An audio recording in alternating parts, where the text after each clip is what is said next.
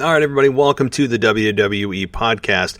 Tonight, Michael Gross joins us to discuss the Hell in a Cell pay-per-view that airs tomorrow night with previews and predictions. We also cover some big topics from this week, particularly on Smackdown, because we've already discussed Monday Night Raw. We had a full review show earlier in the week, so we touch on a lot of different stuff. And yes, it went just about 2 hours, so you guys that love that long-form audio, you're going to get it right here. So get yourself ready for Hell in a Cell tomorrow night with this show right now. Welcome to the WWE podcast, the most passionate and authentic wrestling analysis on the web. We've got you covered with every Raw, Smackdown, and NXT show, giving you a no bullshit opinion. We know you love wrestling. We do too. So let's get this show underway. And that's the bottom line. What? 'Cause Stone Cold said so.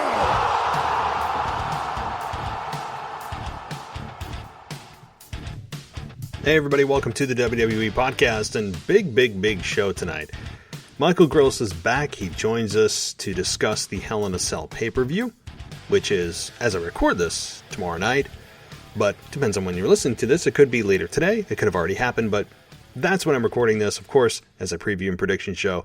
And we discussed everything. Of course, getting off on tangents of wrestling of yesteryear, discussing the product's flaws, going on a couple of rants. That's just what we do. But we really do also try to put a positive spin on some things and talk about some storylines we love that's going on and some big things that can happen at the pay-per-view.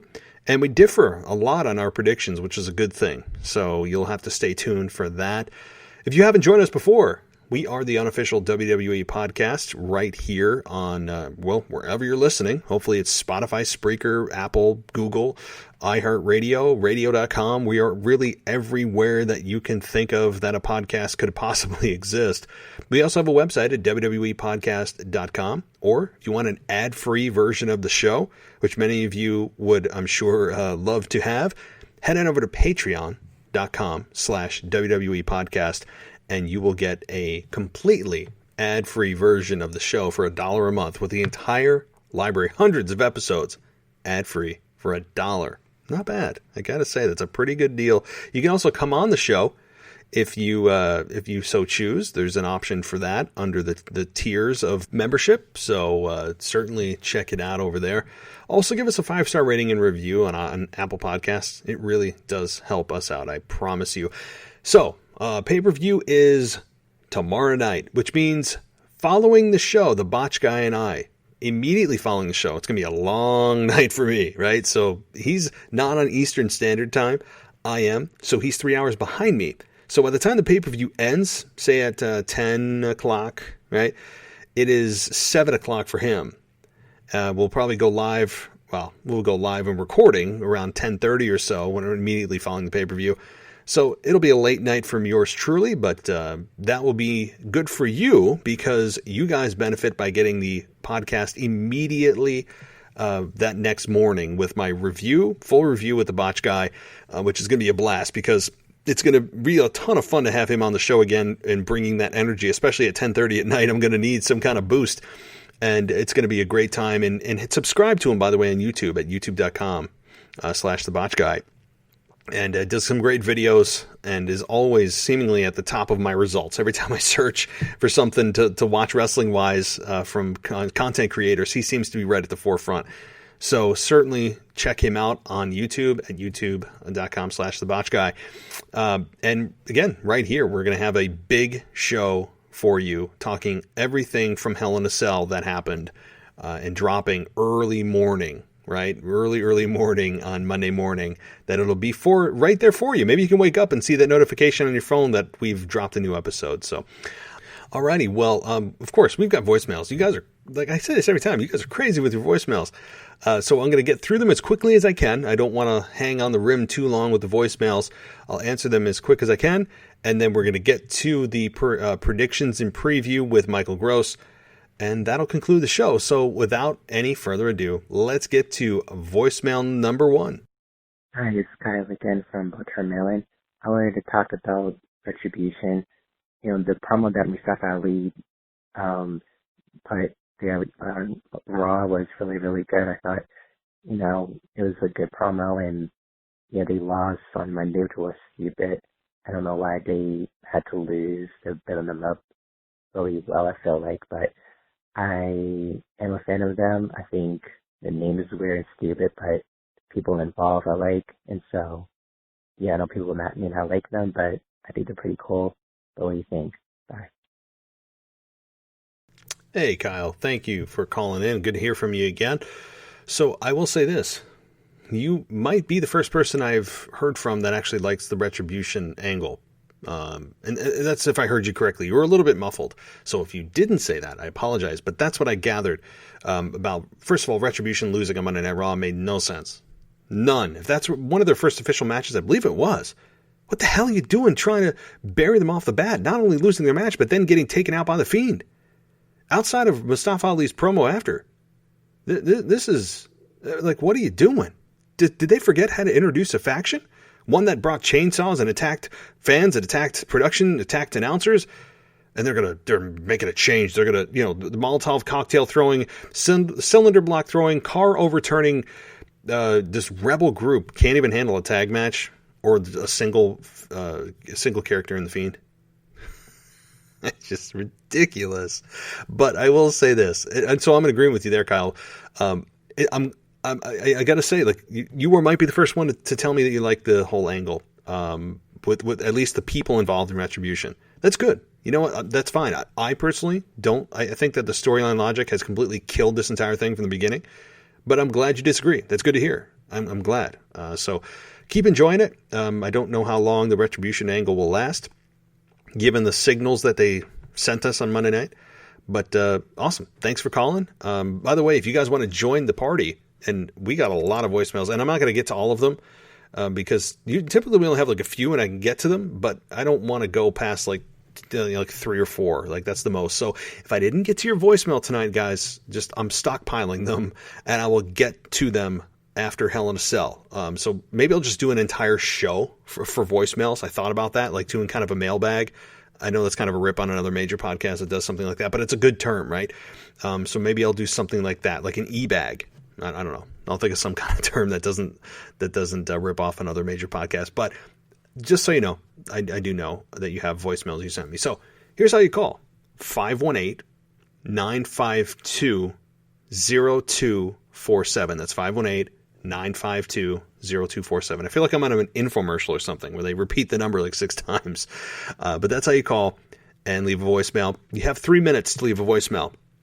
So if you exceed the 3 minutes, it will immediately cut you off. And I will not play both voicemails. Usually I just try to stick with the one, so don't do like I can get in a 20-minute rant. No, I'm just going to do a 3-minute clip. So also you can email the show at realwwepodcast@gmail.com if you want to send me a file that way. Okay, let's get to the next voicemail here. Hey, Matt. It's Kyle from New York. How you doing? I've been a fan of your podcast since like 2017. Anyway, I got 2 questions. One, for Survivor Series, what do you think about maybe seeing Randy Orton versus Roman Reigns versus Finn Balor?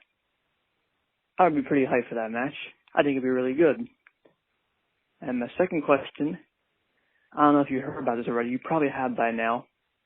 By the time you hear this message, you probably have heard it already, but there's a rumor that The Undertaker might return this year at Survivor Series for his 30th anniversary. And I'm wondering what your thoughts are on what's he gonna do there. I don't think he's gonna have a match. I don't think the Hedges Todd Blinger match was his last match. You hear what I'm saying? But I think WWE's lying to us. And I don't think he's gonna have a match there, but I don't think that was his last match. I think he's gonna like maybe chokeslam or tombstone someone. Like maybe The Fiend. I don't know, he'll bury Retribution or something. I don't really know. Maybe he'll just chokeslam them all. Or maybe he'll attack AJ Styles again, and maybe they will have another match, and that'll be his last match. I don't know. Those are my 2 questions. Anyway, yeah, that's it. Thanks. Hey, Kyle, thank you again for calling in and for listening for so long. I know 2017 doesn't seem too long ago, but boy, we're coming up on almost 3 years on this show. And hey, you guys are helping this be what it is. I can't sit here in my basement and talk to myself. I mean, without without anyone's help making this such a success. In 2017, yeah, we did transition to the WWE podcast. We were originally under another name, and it just transitioned into this. When I made this, I said I couldn't believe no one else picked up this name. It's the simplest name ever, right? The WWE podcast. How did no one ever think of this? I guess it was just sitting there waiting for me, much less the domain name of WWEpodcast.com. Like, I was thinking, how did no one in WWE think of this? But nonetheless, Kyle, thank you so much for listening for so long. It is much appreciated. I hope you've seen and heard the show grow, because we're going to continue. This is just the beginning. So, okay, enough of the self-promotion nonsense. Randy Orton, Finn Balor, and Roman Reigns. Boy, I don't dislike this. I just don't know how you get there. I don't know how you get there, considering all three are on separate brands, unless you're talking about Survivor Series, but then they would be representing their own brands. So there may be interaction with these three individuals, but I don't think it would be on a solitary basis with just those three in the match, because I don't know the story to get you there. If you presented me with a story to get there, I may believe it a little bit more. It's not that I'm against it, I just don't know how you do it.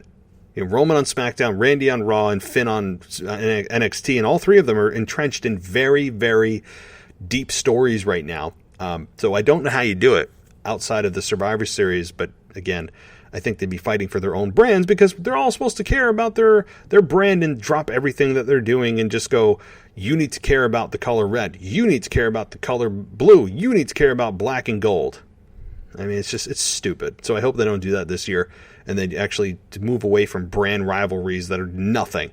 Okay, second question, Undertaker returning this year. Yes, I would bank on it that Undertaker returns at Survivor Series, not for a match, like you said, for a chokeslam, for a tombstone. It's like Undertaker's greatest hits is what's going to happen at Survivor Series. I would assume they'll do some massive video package. They may even phrase the entire pay-per-view around Undertaker, like, Survivor Series 30 Years of the Dead Man. Something like that. I mean, it is worthy of Undertaker being the center of the pay-per-view. Again, not competing in a match. Could this lead to a match at WrestleMania? Yeah, it could.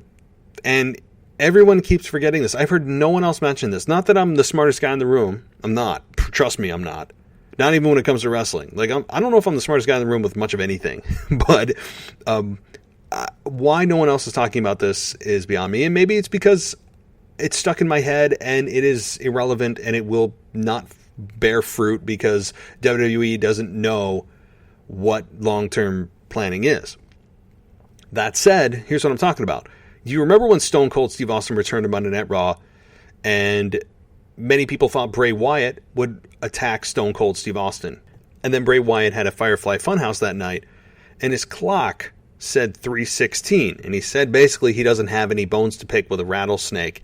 And he took a mallet and he smashed the clock, and those numbers changed from 3:16 to 11:19. This was a year or two ago. Now, what does 11:19 represent? It represents the day Undertaker debuted, Survivor Series 1990, November 19th. So maybe that was a foreshadowing to thinking ahead a year in advance or more. I have my doubts, considering that they can't even book from week to week on a consistent basis from a logic perspective. But if they did do it, I mean, I wouldn't mind seeing Undertaker retire against Bray Wyatt. The Fiend against the Phenom. Ooh, there you go. Fiend against Phenom at WrestleMania, because Undertaker never truly officially retired. You might say, yeah, he did at the end of his documentary. He never said, I am retired officially, it's over. He just said that this could be the final time that I ride off into the sunset, and he never shot down the idea of if Vince called him and needed him, would he come back? He said, I don't know. So this idea that Undertaker is 100% retired is not true. Don't you think they would have made a bigger deal out of it than they did? Because, yeah, they made a little tribute. The documentary series they did was absolutely phenomenal. But don't you think they would have made an even bigger deal? It would have been so overwhelming. But this is, so Undertaker, I think, comes back at Survivor Series. maybe gives a choke slam or a tombstone, or maybe comes out just to make a speech or just to have a moment, and then the lights go out and that Fiend music comes on. Imagine that moment. Imagine that moment. I know many people, Undertaker's done it. You couldn't tell me you wouldn't want Undertaker's last match to be against The Fiend. I think that would be a perfectly suitable match. Sting is out. I don't need Sting. That's like 20 years past what it could have happened. Fiend versus The Phenom. Undertaker versus Bray Wyatt. WrestleMania 37. Make it happen. And it also would make sense for The Fiend to do this, given that he not only warned us with the numbers on the clock that everyone's forgetting about, but also he has a bone to pick, an axe to grind with Undertaker. When he beat him, Undertaker beat Bray Wyatt at WrestleMania 31, I want to say. Don't forget that. 5 years ago. 6 years ago, almost. So, okay. One more voicemail. I'll bank the rest, I promise. I'm going to, anyone that's like, oh, I didn't get to mine. I have it, okay? I have it. I will get to it. But I'm just, in the interest of time and the fact that this is a show called the Preview and Predictions for Hell in a Cell, I don't want to overwhelm it completely with voicemails. So, one more voicemail, and then we're going to get straight to your Hell in a Cell preview and predictions. So, here we go. Hello, this is Kendall. I would like for you to do a wrestling nostalgia about The Undertaker. I like The Undertaker and Randy Orton and John Cena. Thank you. Alexa, hang up. Hey, Kendall, thank you for calling in. And you give me lots of ideas. You gave me a good one last time, too. And the nostalgia episodes, I've got so many requests for so many different things. But Randy Orton, Undertaker? Yeah, I know. You mentioned John Cena as well, but the Randy Orton Undertaker program, I never really touched on. And I know that happened in the mid-2000s. So if that's what you mean, let me know. The actual program between Undertaker and Randy Orton, or if you just want me to do a nostalgia on Orton, Undertaker, and John Cena as like separate entities, not as if they had a match together. So, but nonetheless, you're giving me ideas. So thank you so much. And anyone else that has ideas, please shoot them my way at realwwepodcast@gmail.com or on Twitter. I'm on Twitter at wrestling_audio. Shh, don't tell Twitter or I'll get banned again. I really will. So hit me up on Twitter at wrestling_audio. And the reason also there is because I'll be tweeting throughout the show tomorrow night of my instant thoughts and reactions to what's going on at Hell in a Cell. So hit me up on Twitter or on Instagram at WWE_podcast. So, alrighty. That, I think, will conclude our voicemails portion of the show. And again, the rest of them will come in my future shows. I'm kind of stockpiling them. I'll get to them as quickly as I can, but otherwise I'm serious. It would go another 20, 30 minutes, and I don't want to do that. So, alrighty, let's get to the preview and prediction show with Michael Gross. And again, don't forget, tomorrow night, if you're up super, super late, a show will be dropping with myself and the Botch Guy reviewing the Hell in a Cell pay-per-view. And that's all I got to say. Until then, I'll talk to you soon. All right, everybody, welcome to the WWE podcast, and we are back here with a little bit of week in review, and mostly Hell in a Cell, as it is tomorrow night. Typically, we do our Hell in a Cell, or we do our week in review on Sunday night, but given that we have a pay-per-view tomorrow night, we have to do the preview and predictions tonight, and it's going to be a really interesting pay-per-view that it may, you know what, it looks predictable on paper. I think there's some tricks up the sleeve of Vince McMahon. We'll have to see. But welcoming back to the show, Michael the Gardener. How you doing, man? I'm great. How are you, sir? I'm hanging in there, you know. I can't believe it's almost November. I mean, I'll tell you that much right now. Like, I'm looking at the calendar, and I'm, you know, it's almost Election Day, and oh my God, people are going to lose it over that, right? Like, so then there's Thanksgiving, Christmas, and we're into 2021. So things are flying by, and hope everything's going well with you. And I'm ready to really talk about wrestling here because we got a Smackdown that was, and I guess I'll touch on that first before we get to our 5-match preview and predictions for Hell in a Cell, which is the smallest I've seen in recent memory.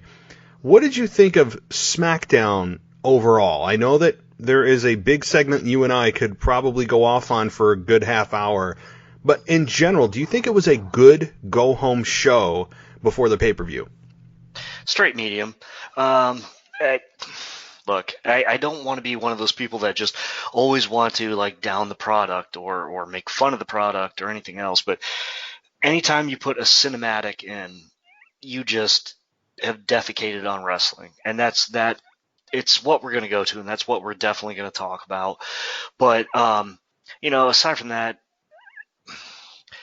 okay, so you had the superstar shakeup, so you're trying to get wheels underneath it, but you can't because you already had all these feuds from before, and yet a week ago you started swapping people back and forth, so it doesn't make sense. There's a lot of sloppy booking, sloppy storytelling, and kind of just throwing matches together. And I get it, and it's the nature of the business when you do it. Why you would do it right in front of a pay-per-view to me is just inane. But the fact is they have a pay-per-view every 4 weeks, and really that should be regressed, but that's another topic for another day. So the fact is it was just Smackdown. How about you? It wasn't anything to write home about. I mean, it was, like you said, I would say it was just did its job. It wasn't, when you look at any pay-per-view or any show before a pay-per-view, whether it's Raw, the go-home show of Raw, or the go-home show to SmackDown, the goal should be for WWE to make sure that the people going into the show are more excited coming out looking forward to the pay-per-view than they went in.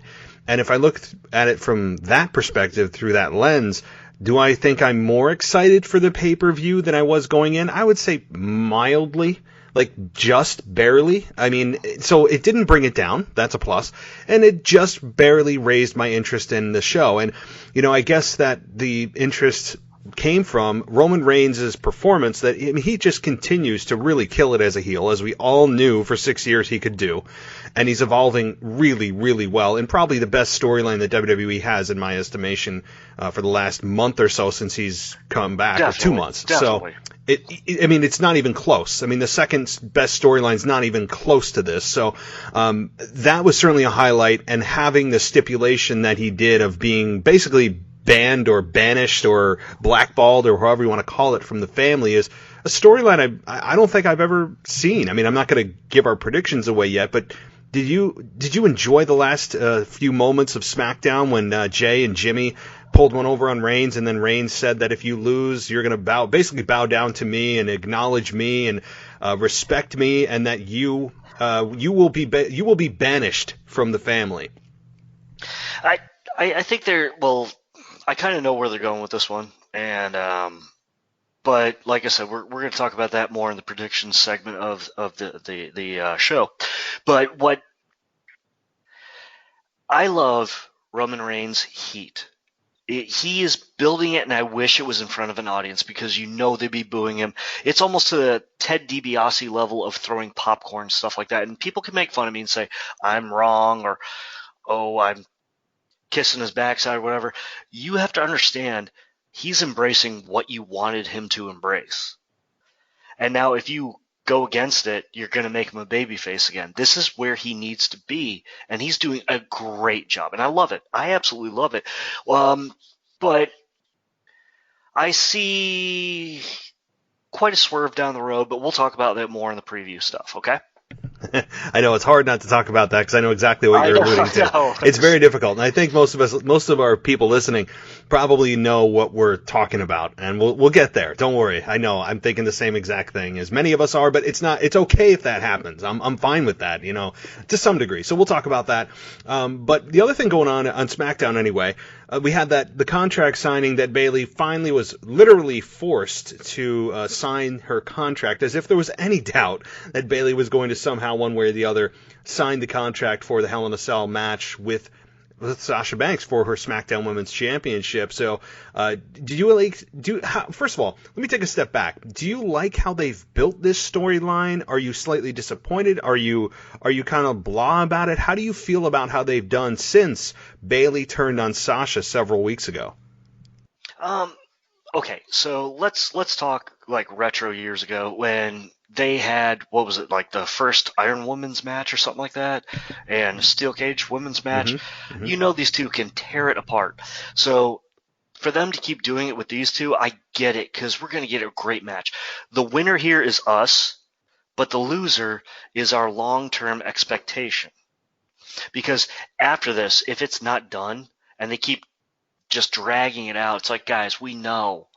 The whole thing was like Bayley was a fan that was Charlotte Flair's lackey, or not lackey, but she loved her. She was her fan, and Charlotte would protect her until she learned how to defend herself. Then she became a woman and stood on her own. And that match they had, that Iron Woman match, I don't know if they can top that. And so putting it in Hell in a Cell doesn't matter. It's just like, it's a bigger steel cage. You can't top perfection. It's like putting a second cherry on a sundae, and why would you do that? And I don't know how long they're going to drag this out. Of course, it's a good storyline because at least it lasted 6 months. This was good. I want good storylines.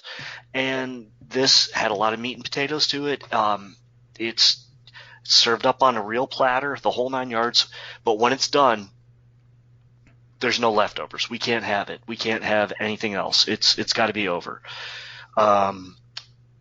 Honestly, I was kind of hoping that the situation like Bianca Belair would have been worked in, or really Bianca Belair, because I think she was ready not necessarily to take the title, but to be in this picture and to elevate her a little bit instead of just being, a lackey for the Street Profits. So let me just say first, it would not be a podcast with you if we didn't get food analogies. Let me just say that right off the top. Like, that's how people know you're on the show, is our food analogies. They're great. So let me say this, yes, about the Bayley and Sasha thing. Now, I will say that I feel that this is not the end of their story, because in essence, this is their first match. Yes, they had a Smackdown match that made no sense that they would have their first championship match on Smackdown after building this thing for 6 months.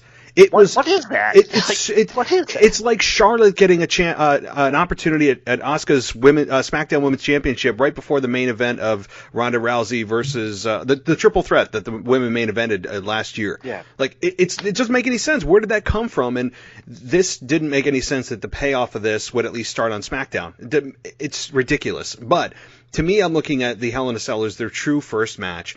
And if it's their first match, which is weird that a Hell in a Cell is a first, it should be like a third or a fourth, but I digress. So this to me is strung out through December. I know there are actually many people who have even contacted me that feel that this is going to be strung out through WrestleMania. And I don't know how that could possibly be done, because you could have... I know, and the only way I could think of that happening, and I don't want it to happen, as good as these two are in the ring, to me it's about story more than it is the wrestling in the ring. It's the story. Does it make sense? Should they continue to fight? And if it doesn't, stop. I don't care how good their matches are. That's secondary to me. And the only way I could see this happening through WrestleMania is that we have them kind of take a pause from one another for a couple of months, and maybe Bayley injures Sasha, or there's some kind of angle with an injury, and then one of them returns in the Royal Rumble, forcing that one to face the other one at WrestleMania for the championship. That's the only way. That it would have to be like a 2 to 3 month break from one another to get it to Mania, and I don't see that happening. I don't want it to happen. I would end it probably at TLC. I couldn't even get to the Royal Rumble logically, but I know people are booking this out like 4, 5, 6 months. I'm like, I don't see it, guys. I look, it's already went 6 months, and it was a great 6 months, and we all saw what was going to happen, but it was a story. At least they told a story with them. It's not like Retribution. Yeah. But please don't. No, don't do it. Don't do it. I'm not going to go there. It's it's like Raw Underground. But so the point is, they told a story with them, and the thing is, Vince thinks so much that we forget, we don't know what NXT is. I hate the fact that he's such an idiot. I'm very good about censoring myself these days. I almost read the market for edit. Yes. Nice one. Now, he's such an idiot, and he thinks like when he brings like people in like Adam Cole, like no one knows who he is, but yet he comes out at the Royal Rumble and everybody screams his name. Yeah, nobody knows who he is there, buddy. So you have a situation where they've torn the house down before in a cage. They've done it. Iron Woman. I know that one or the other has done an Iron Woman match, and they have done it. I remember Sasha wrestling Bayley, and Sasha, like, Bayley won, and Sasha was just crying walking up the ramp, and that match was one of the best I've ever seen in my life. And I was moved. I was truly moved by it. And you're not going to reclaim that at Hell in a Cell or make people forget about it. If they subscribe to your so-called godly network, they're not going to forget about it. So you can't keep lightning in a bottle twice. So get a new bottle. One of them has to go. Yeah. And it probably should be Bayley at this point because she's established herself not as the hugger, but now as the soccer mom angry Karen. And I love it. I absolutely love it. But we still have Sasha, who's – I'm hoping she'll answer my calls one day. But in reality – I'm sorry, I have to.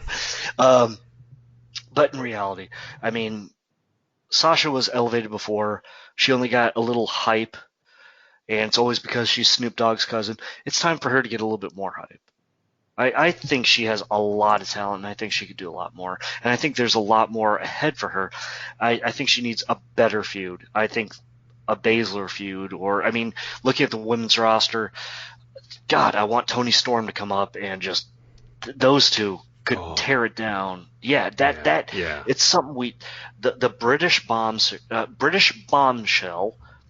versus the boss. Oh, it writes itself. I cannot wait until Toni Storm comes up. I mean, I saw her, I remember the Mae Young Classic, and even on the Evolution pay-per-view, she blew me away. And I hadn't really followed her career that much, and her in-ring is impeccable, and she does things That's great. It really, and I remember that pay-per-view, it was probably the best pay-per-view of the year, you could argue. A year and a half ago, maybe more now, it feels like. Yeah. So things like that. I mean, and I think you will see new blood, even though the draft is over, because apparently NXT was exempt from the draft, even though we're supposed to believe that they're a legitimate third brand. And I do believe that they somehow were exempt from the draft, yet will compete in Survivor Series. We'll have to really see what happens next month with Survivor Series, because if they compete with WWE proper, like the main roster, quote, main roster, which isn't really the main roster anymore, then I would really beg to differ why the hell they weren't involved in the draft. Nonetheless, so here's the deal. Moving on, though, I do want to talk about, and we'll get to our prediction in just a couple of minutes too, but also on SmackDown, we got a Seth Rollins versus Murphy matchup, and it was, I think it was impressive. Murphy is always impressive. I mean, these two getting together, is not going to be a bad match. I actually like this story because it's an offshoot of the unbelievably tired Rey Mysterio family versus Seth Rollins storyline. Yes. It is. So it's got that stink of that storyline because it just did not stop, and WWE is like just for whatever reason hanging on to it. They're hanging on the rim, so to speak. And I am glad that at least Murphy is doing the most relevant thing of his career. Not just joining Seth Rollins and breaking away from him, but having a really good match and showing personality, I think. And now, we have Aaliyah who's involved. She doesn't need to be. I think that's what's killing it for me. I don't need Aaliyah. Aaliyah needs to go away because she is the tie that goes back to the Mysterio family that we are all done with. So, nonetheless, though, at least they're moving on to Seth Rollins versus Murphy. That is a step in the right direction. I'm surprised I'm surprised it's not on the pay-per-view in some capacity, but on their card, it says the match card in parentheses so far includes. So this could be added last minute. I know, and oh God, I hate that.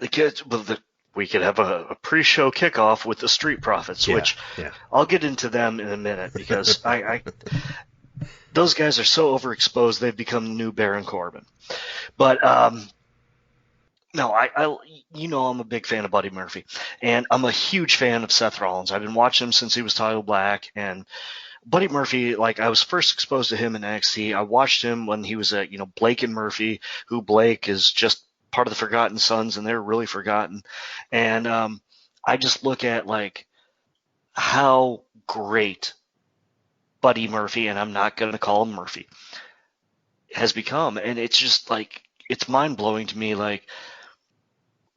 You cannot lose this mission. You cannot lose a whole wrestler's career that you see, like, people really like this guy, and you bounced him around with a bunch of stuff, but he is so incredibly talented. People want to see him on TV. He got an accidental push just by being the last guy walking out in a Roman Reigns segment. And honestly, like, I want to see a match. I want to see a 20-minute match, and I don't want to see it Hell in a Cell. I want to see, like, a regular wrestling match between the two of them, because I'm tired of the stipulation being the pay-per-view. Mm-hmm. You know, it's just like Money in the Bank. It's played out. Hell in a Cell. It meant something when it was. It could be St. Valentine's Day Massacre from Memphis, Tennessee, but we're gonna have a Hell in a Cell match. That meant something. Yes. And now all of a sudden it's Hell in a Cell's a theme, and it's like War Games. I love War Games from back in '86 when it first started. I don't want to see it annually. And here's the thing. Yeah, you know, I'm with you. I've said this so many times about the Hell in a Cell pay-per-view that it totally has diluted what Hell in a Cell means. It has taken it. It's just so common to see. It's just kind of like, oh, well, it's that time of the year. Whatever programs are going on, let's stick them in the cell. That is the complete antithesis of what the cell means. It's a blow-off for big programs and big matches. And I'll say this. WWE has really, really used the gimmick as a crutch for their inability to tell really good stories and for people to invest in the stories they're telling and the characters they're developing by just using really superficial marketing schemes like TLC, like the Chamber. Although the Chamber matches... Money in the Bank. Yeah, Money in the Bank. I mean, keep the list going. I just want a pay-per-view that doesn't have a gimmick attached to it. And yeah, okay, we have Payback. There are some slotted in there. But I would say a very high percentage of pay-per-views are gimmicked pay-per-views before you even get to the matches that are going to be on them, because they believe in their marketing minds that the gimmicks will sell the pay-per-view rather than leaning on their weakness, which is telling stories, which to me is what pro wrestling is about. And I'll leave it there. No, I'm absolutely the same, because, like I said, I grew up in the old NWA. When you told a story, and you had wrestling. And then if you got color, it meant something. You know, if somebody bled, it wasn't go to gray. It was show that and let them bleed like a pig. But it was also the whole card, up and down. If there was 12 matches, you cared about every match. You know, and you don't have that anymore. It's Hell in a Cell. So I'm gonna challenge you to Hell in a Cell. Just like when somebody wins the Royal Rumble and they have to point up the WrestleMania sign. That is so pathetic to me. And the worst one to me, I hate Elimination Chamber because it is so gimmicked. It is so rigged and just garbagey. But Money in the Bank, because that has killed the undertitles.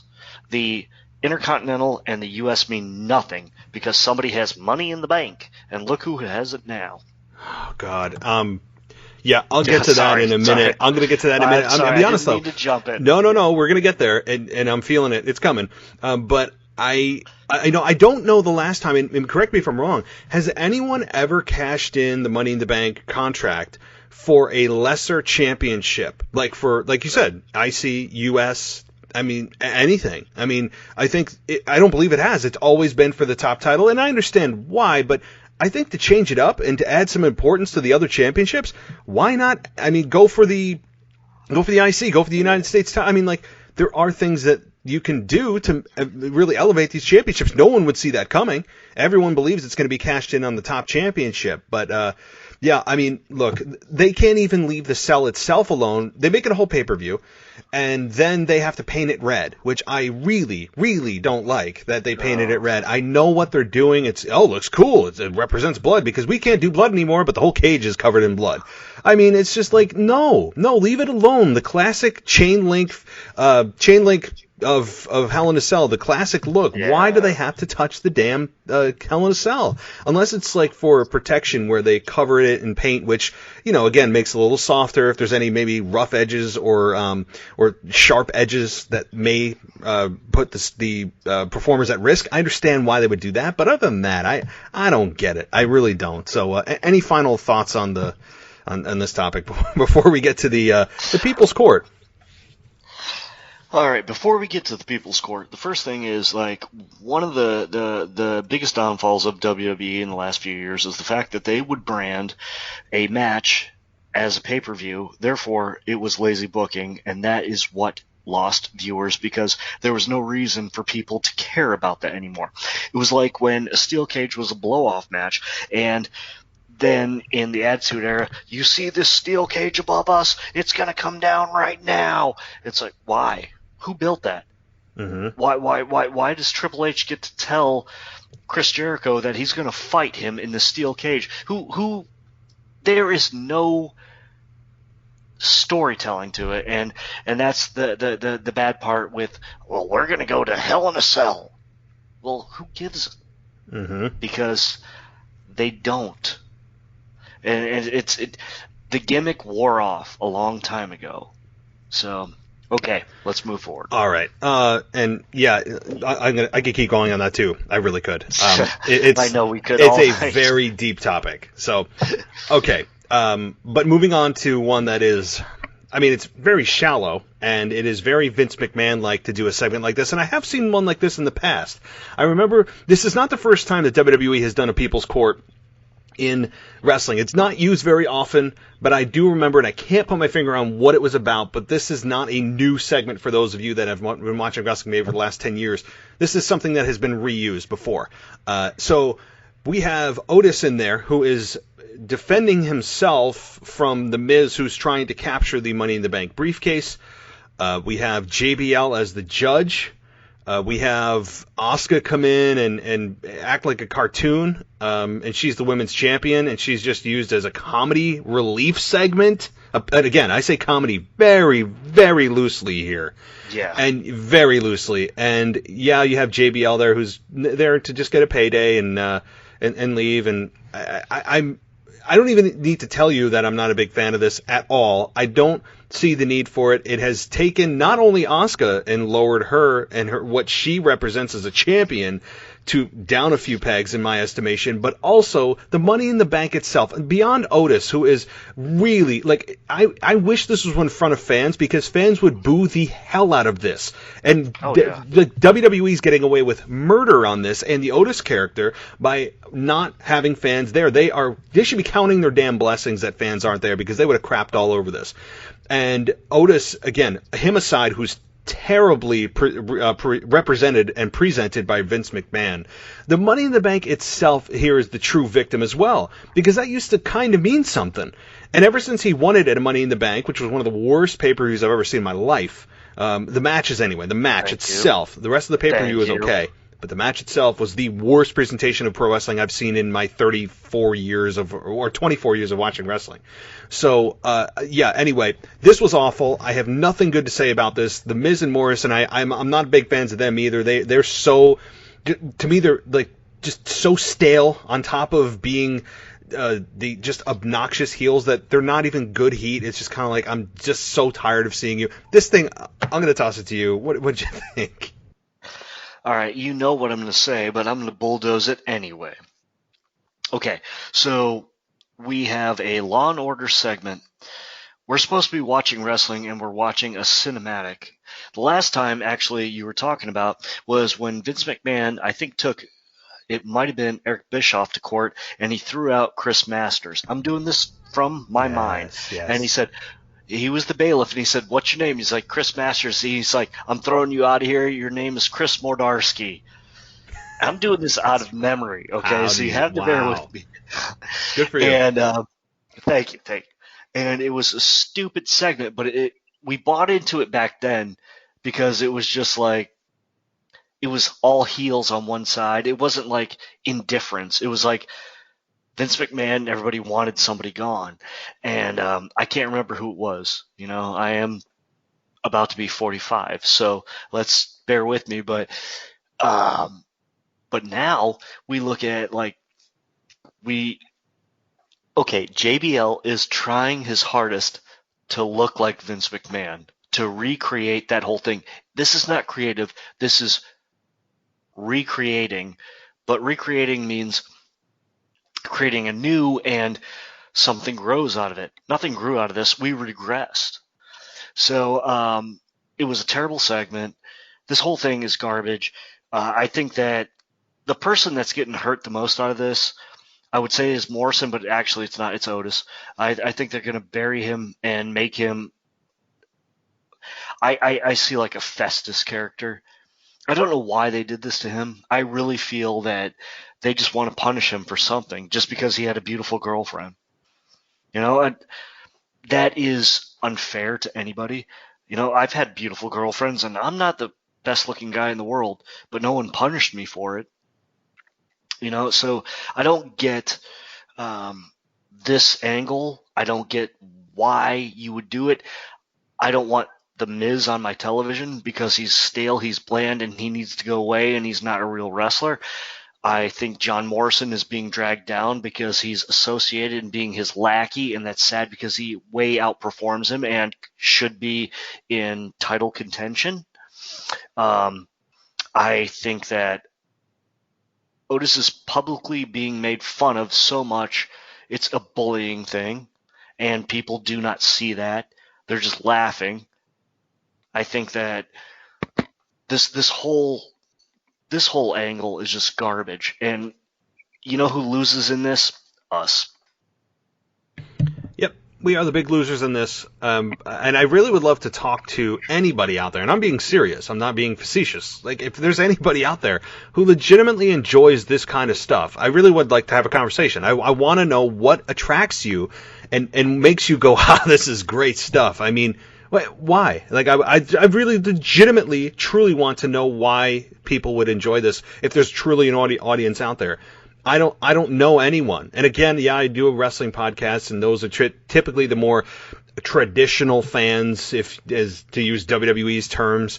But I don't understand the reasoning for this outside of Vince trying to stick in some kind of comedy segment, of which Otis has been regulated to ever since he found out how big and juggly his stomach is. He decided to enhance that and just make it the focal point of his gimmick. And look out, everybody, because guess what's coming up? Thanksgiving.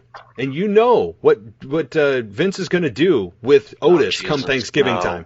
He's going to have him dress up in a pilgrim outfit, or do something, maybe a gravy bowl match, right? Like, and he's going to be sitting there, or just a shot of him sitting in like the catering, right, with all the fixings, with stuffing and carrots and potatoes and turkey.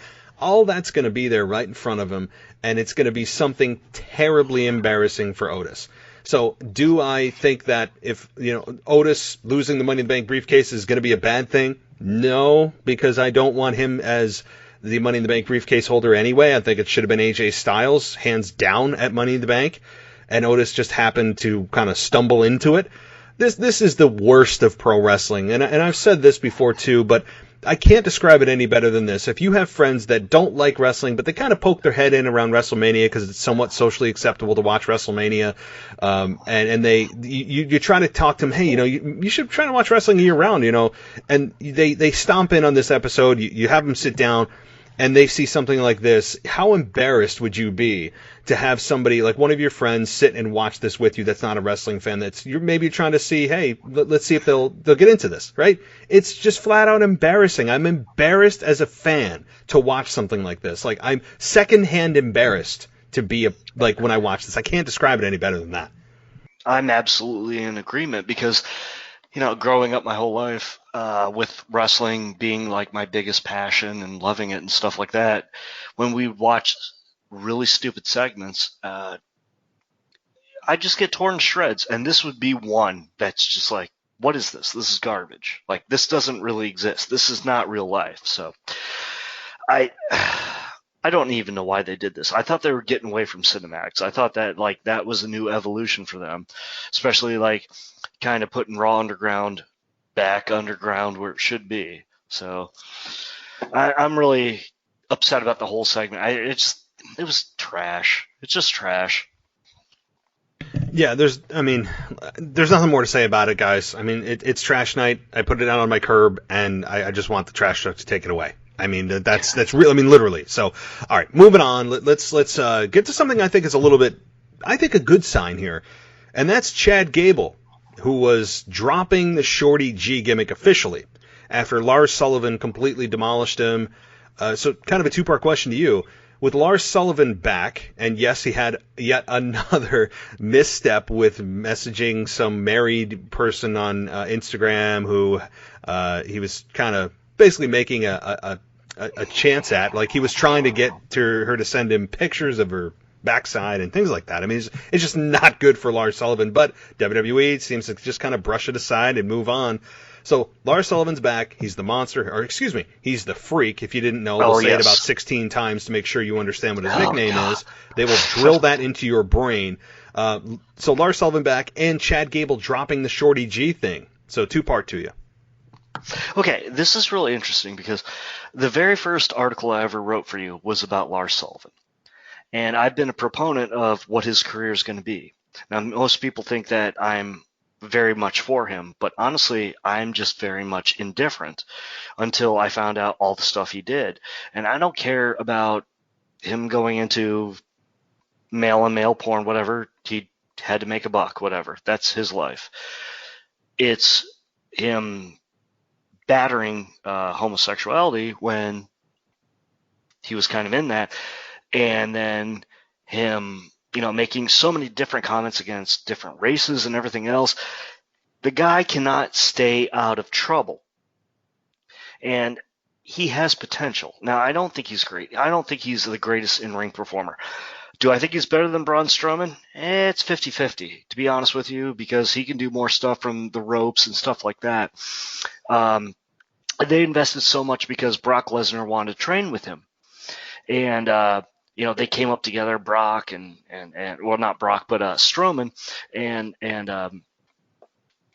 Finn Balor were like really good friends, and that's when like Sullivan came into the fold, and they all were like training, but of course Finn didn't really need training. Point is, they all became buddies, and then they saw the money on the Freak, and I don't get that. I don't see why. Over Strowman, you would see that money, but they saw like so much potential, and they soaked so much cash into him. And I think that it's more like wiping the egg off their face. Like, they don't know what to do. But this guy, he's about one slip up away from just being fired. Now, as far as Chad Gable goes, I love Chad Gable. The Shorty G thing was just terrible. It was demeaning. I don't know who he PO'd, but the fact is he's very, very talented, but they just see him as a cruiserweight. They didn't know what to do with him, and so they just want to make fun of him and use him as enhancement talent, which was really sad for his skills. But you notice, like, he's quitting. Austin Theory's quitting. I'm seeing a lot of people quitting, and I think they're going to join a new version of Retribution because they don't know what to do. Oh God, please, no new, it's not like the new Nexus, please, like, maybe they'll do the Core or something, I don't know. Like, I don't. Yeah, I think it's going to be that bad. I really do. No. It's going to be, Chad Gable comes in, and, it's going to be terrible. You're hurting my soul. I can't even imagine that. Like, Chad Gable to me was really good, I think, without the Shorty G thing. He was good. He was getting over organically. The problem was, and this is when fans were actually in the arena, the fans were getting behind him. Like, they started to undersee that he was kind of like a Daniel Bryan type style. He was the underdog all the time, and he's really, really good in the ring, and the fans kind of said, hey, let's get behind this guy. We see something. And Vince goes, they're starting to cheer for him. Let's give him a gimmick. Well, that's the whole thing, is he doesn't have a gimmick. That's what made him so successful, is not doing some over-the-top nonsense. And they threw the Shorty G thing on him after everyone that ever came in contact with him had to make a short joke for a year. I mean, it was awful. And now Chad Gable is back. And I hope that he sticks with it. I hope that they don't do a Nexus Part 2 or a Retribution Part 2. I don't want him doing anything. That's what I'm afraid of. No. He needs to just do what made him successful before the Shorty G nonsense came in. So hopefully that's what the plan is to just kind of maybe stick him in the Intercontinental Championship picture or something like that. I mean, they need to do something. They clearly have found a flaw, or at least said, hey, this Shorty G thing has run its course. Let's see what Chad Gable, the man, can do. Well, they showed it before, but nonetheless. Lars Sullivan, my thoughts, I think that this guy, yeah, he has the it factor. He's got the face. He has the size. That's all the things that Vince loves. I mean, he has loved that since it was in the 80s with the whole Hulk Hogan era and loved the big men. He's loved big men his whole life. And so Lars Sullivan, though, he's got something. He's not terrible in the ring. He's okay from what we've seen. I don't know if I'm WWE. And this is like the third time that either A, he had a panic attack, and I remember he was supposed to debut and he had some kind of, I think it was a panic attack. And look, I'm not knocking anybody that has panic attacks. It's just, that's something that is, if you're in this industry, if you're in this business, it kind of comes with the territory that you're going to have pressure on you. And if you have that kind of disorder, well, then maybe it's not the right fit for you. So he had that when he first debuted and didn't debut. Then he returned and got injured, and then while he was injured, they found out all of these terrible racist things he said, homophobic things that he said, and then he comes back, and now he immediately gets in hot water again by messaging a married woman trying to solicit pictures from her. If I was WWE, I would say to this man, look, you are on your absolute last straw. If there's anything else, if you're not telling us anything else, you're immediately released. I mean, this is a guy that I don't know how they could trust with a championship at this point for at least a year or more, maybe a year or two, because he needs to show WWE for a long period of time that he can be trusted. And he is not doing that. Right off the bat, he didn't do that. So I see potential in this man. They love their big men, and they're going to, I think, just follow the Braun Strowman path of just not necessarily squash matches, but very, very lopsided matches with Lars Sullivan, and I just would not put him on as a championship on him to represent the company until he can prove to the company that he's trustworthy. So it's going to take years.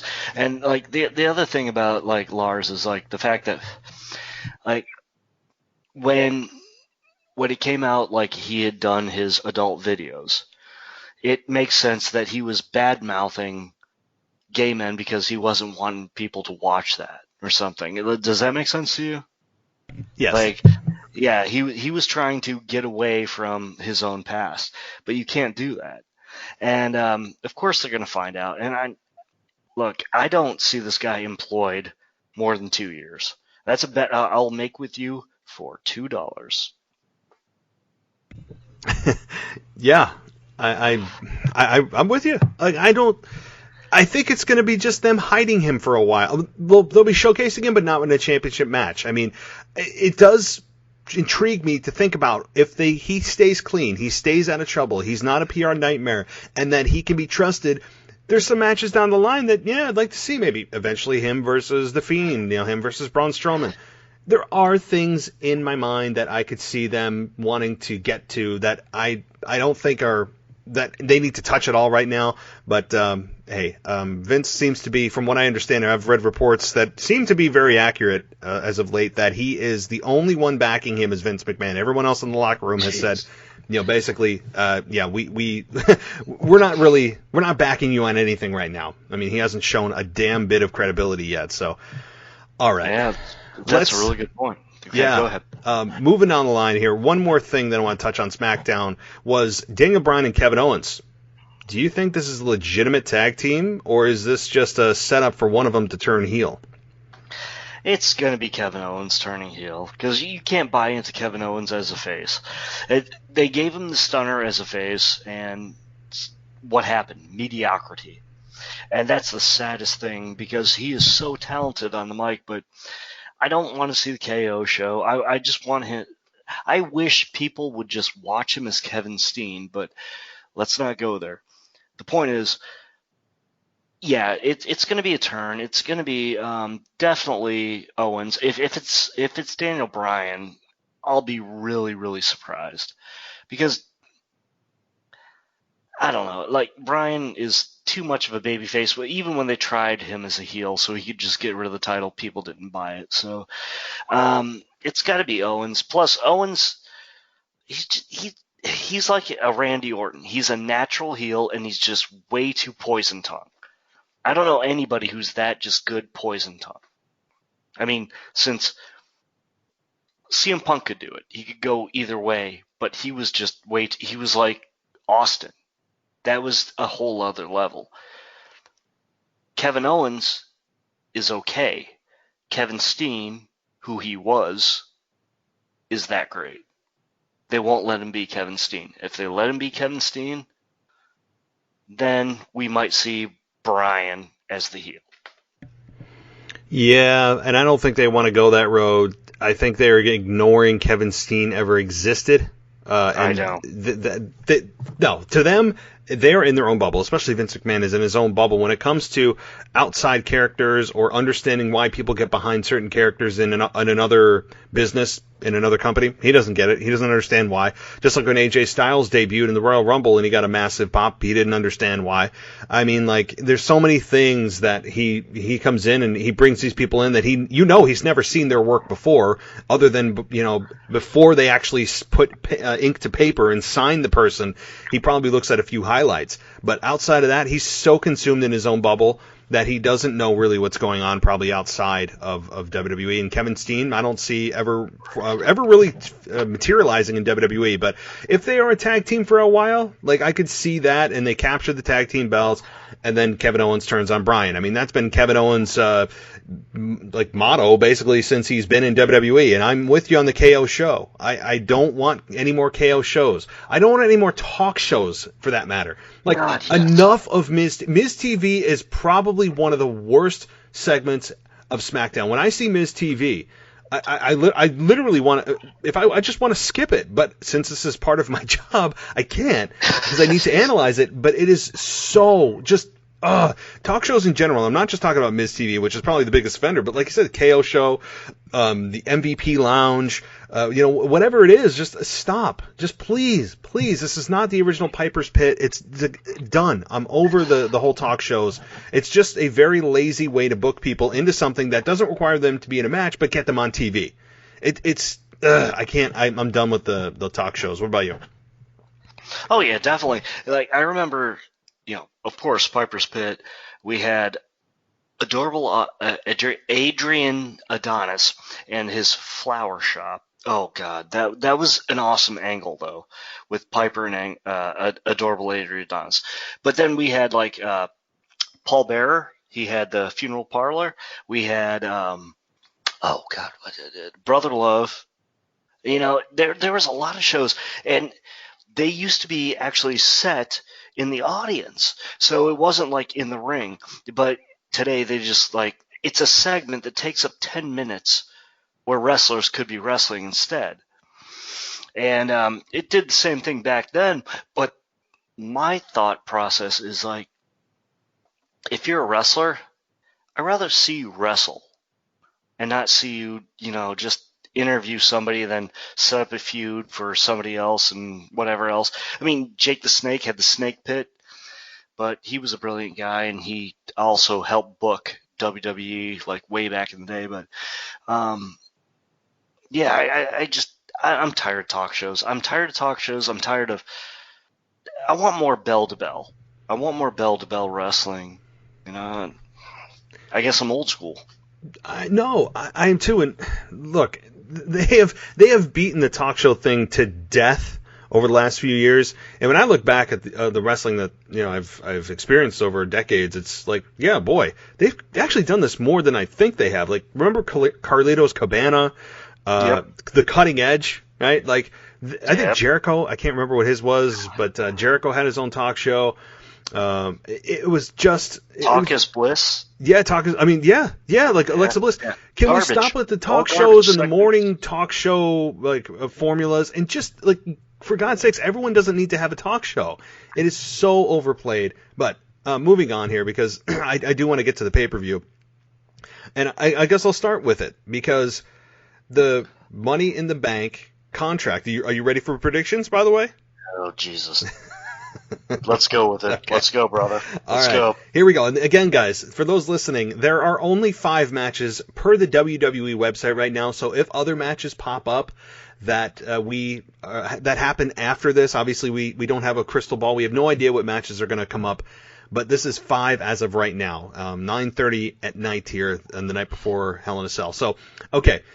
Winner gets Money in the Bank contract. Otis versus The Miz. You take this first. Who wins? You know, I hate this answer. But I'm going to say it. It's going to be The Miz. Because they're going to book him into something. They knew that when they put the whole Money in the Bank with Otis, they didn't know what the heck they were doing. And they painted themselves into a corner. So how do you do it? Let's put it on The Miz. People like him. No, actually, we really don't. But it's going to be one of those points where win or lose, we all lose. I think it's going to be a bad match, to be honest with you. And I think it's going to be booed if it was live crowd. Unfortunately, it's not. It makes no sense. The whole court build-up, everything, it's garbage. And honestly, I think it's going to be a bad match. So you're not even hoping for an actual, just outside of the terrible storytelling, the actual match quality itself. It's probably going to be a Miz because they think he's going to be something. Yeah. I'm a little torn on this one. It does, all signs do seem to point to Miz. Otherwise, what was the point of this whole thing for the last month of the Miz apparently persuading management to take Mandy Rose, trade it to Raw, and all that, and then trying to get Otis's contract. I mean, otherwise, what's the payoff? Otis wins, and then we move on. So all signs do point to the Miz. I'm torn because my brain is telling me to go with the Miz. It makes more sense, and I'm only going to go with it just to counter you, and it's more fun. So I'm going to go, again, this is just because of that. The only reason I'm going with this. But there is some logic to be told for Otis retaining the Money in the Bank contract. So let's go with that. I'm going to go with the Otis retains. And the reason is because both of them are on SmackDown. There is a heel who's champion that I think would not be as interesting to go with Roman Reigns versus The Miz, but Otis to try to cash in on Roman Reigns, I think would be more interesting from a babyface to heel perspective, rather than heel trying to cash in on a heel. So that's the only reason I would say Otis retains is for that moment to think, oh my God, could Otis actually beat Roman Reigns? He's vulnerable. Maybe he even tries to cash in like tomorrow night and try to cash in on Roman Reigns versus Jay Uso. I mean, who knows? But that's the only reason I'm going with Otis. Okay, I can dig that. One of my big things about that is there's just no good positive like dusty roads behind Otis, and I want Otis to retain because I want Otis to actually be a wrestler. I don't want him to act like a bushwhacker, act like a for better words, a jackass. You know, he doesn't have to be subservient to his girlfriend. He just needs to be him. And it's sad because every tag team, and I want to touch on this later, but every tag team has that one guy. That happened with the Rockers. It actually happened earlier with Strikeforce, and people don't even realize that. But the fact is, like, they're always looking for that one guy to break out, but you're not giving this one guy to break out. You gave him a briefcase, and then you make fun of him daily, and then you're putting him against a guy that nobody, in my opinion, would ever really want to see on their televisions. And I don't know. I think it's a waste to even have this match. It shouldn't have happened. It should have. I don't know. There's no legs. There's legs, but there's no. How do I put it? This is not good. No matter what, we as the viewer lose.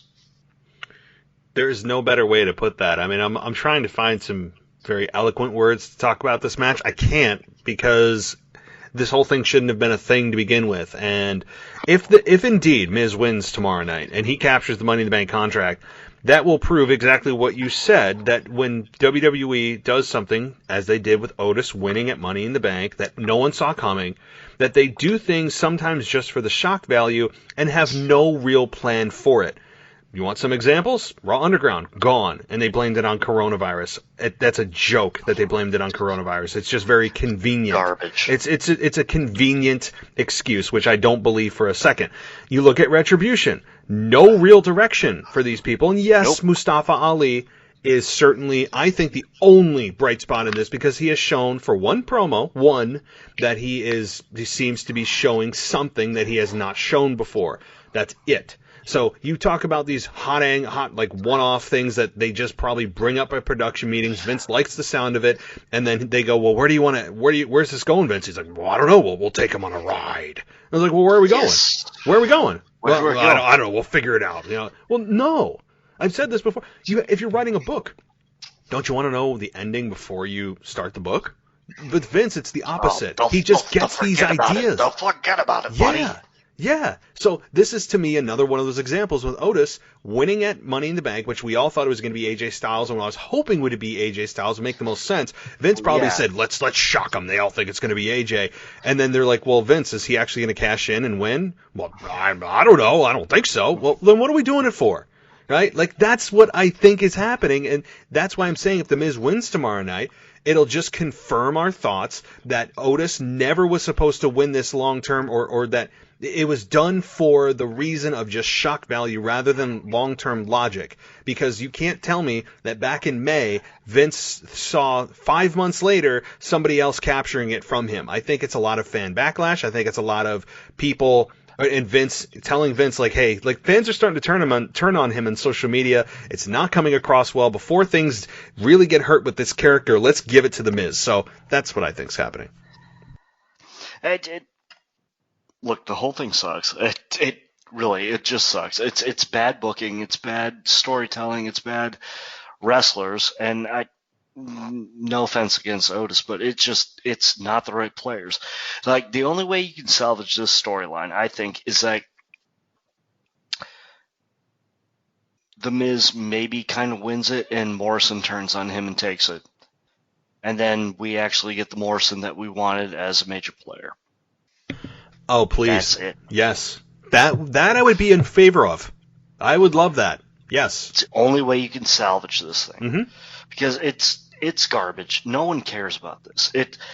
I'm like I said, I am really shocked that there's only 5 matches. So there'll be more. With this, yeah, well, there'll be more. Yeah, you know there will.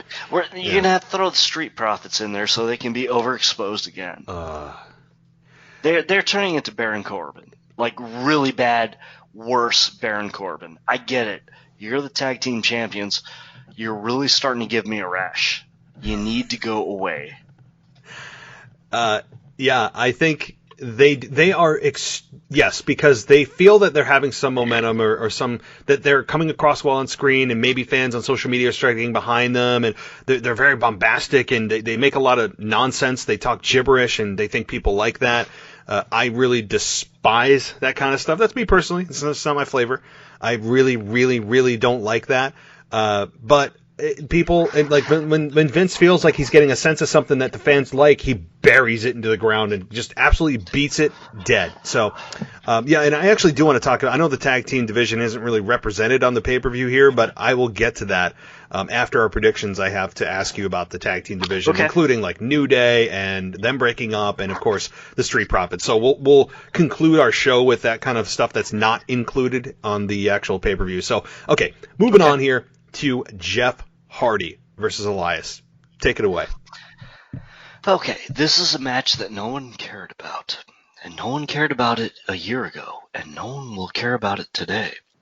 Ladies and gentlemen, I want to present to you a match that you will forget. Ladies and gentlemen, it is Jeff Hardy versus Elias. Don't call his last name Samson, because we can't with the WWE. However, what we're going to give you is Jeff hurting himself and Elias trying really hard. at the end, you're going to say, we saw another match. That is how I feel. Very well done. I think that is exactly what this is going to be. This feels like a very Smackdown, just regular episode match. It does not feel worthy of a pay-per-view spot. It just doesn't. And it's not only does it not feel worthy from a storyline perspective, but like I don't understand why these two even. Look, here's the storyline WWE's pushing. 4 or 5 months ago, when there was that fake accident, it wasn't a fake accident. We had somebody who had basically staged that Jeff Hardy hit Elias. Elias was being wheeled into the ambulance, and somebody framed Jeff Hardy, right? And then Elias had assumed that Jeff Hardy was the one who had done it, even though, did he not watch wrestling the last 4 months to say, oh yeah, by the way, that was actually Sheamus? Like, did he not pay attention to the product? Right? Like, so that makes no sense that he was just blind to the product over the last 4 months and said, I just still think it's Jeff Hardy. He attacks Jeff Hardy. Elias turns from babyface to face to babyface to heel to babyface to heel, back to heel. Right? So, like, Elias is flip-flopping as much as the Big Show did. I mean, he's on a Big Show pace. So Elias is back to heel, attacking Jeff Hardy with a guitar. Jeff Hardy shows up this past week and is one of the backup singers to Elias's band. And Jeff Hardy made the most awful swing of his life with the guitar hitting the microphone, and then the announcers called it. Listen, pathetic. The announcers called it a measure of retribution. How?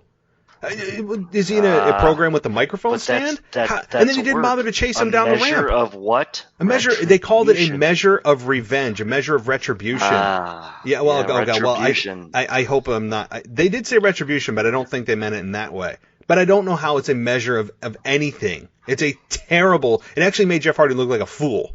But as far as who wins this, I think Elias, because Jeff Hardy seems to be on the downswing and Elias just returned. So I think Elias wins this. I would agree. I mean, since Jeff's problems in the past, over the last year, he's had the job to Sheamus a couple times, which that's a crime because Sheamus really isn't that good.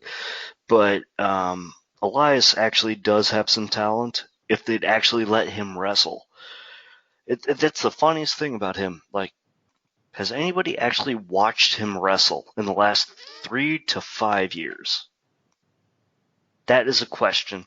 And if you can answer that, you can find me at Captain 144. Anyway, the point is, it is disgusting to me that we're even having this match because you're making fun of one man's problems and you have another guy who hasn't been around forever, and it's not pay-per-view worthy. This is like Monday Night Raw worthy, or this is actually Smackdown worthy. This isn't good. This is really bad, actually, because I don't feel like this match is going to live to any kind of expectation. Well, I don't think anyone has an expectation. The bar is just set so low that it's kind of like, well, let's just get through it and get to the matches we care about. Like, that's what this is. And that's, you know what, because Jeff Hardy's a really good talent. He's had a hell of a career. Elias, I don't know what he is yet, because he's flip-flopping roles so much. I don't know. I'm kind of over his music gimmick. I'm kind of over him overplaying, always having to have a guitar. I mean, I don't know. I'm not an Elias fan from the perspective of getting his gimmick connecting with me. His gimmick does not connect with me in any way, whether it's good or bad. It's just kind of like, I'm very neutral about Elias. I don't feel strongly about him, but that's the worst thing that can happen as a fan. You just don't care. And I just don't right now. That's not to say Elias is a bad talent or he should be fired. I don't know. He just feels like he's the same guy that left. And after a 5 month absence, wouldn't you want to use that as an opportunity to maybe repackage a little of Elias? Instead, he comes back as the exact same guy. So, no, I get that because I love reinvention, and that's something that hurt Roman Reigns. Although he's reinventing, he's not using the chest shield, and everybody's like, "Oh, that's a repackage." It's like, no, it's like a real reinvention is when a wrestler just turns into something different, and he didn't do it. He's Jeff Jarrett. Yeah. He's a new version of Jeff Jarrett, And there's many wrestlers who did that before him, and it's sad. Honky Tonk Man, same thing. So, all right, well, let's get on to a match that actually we should have some substance to talk about here. The matches that are actually really, it's a very, very top-heavy pay-per-view.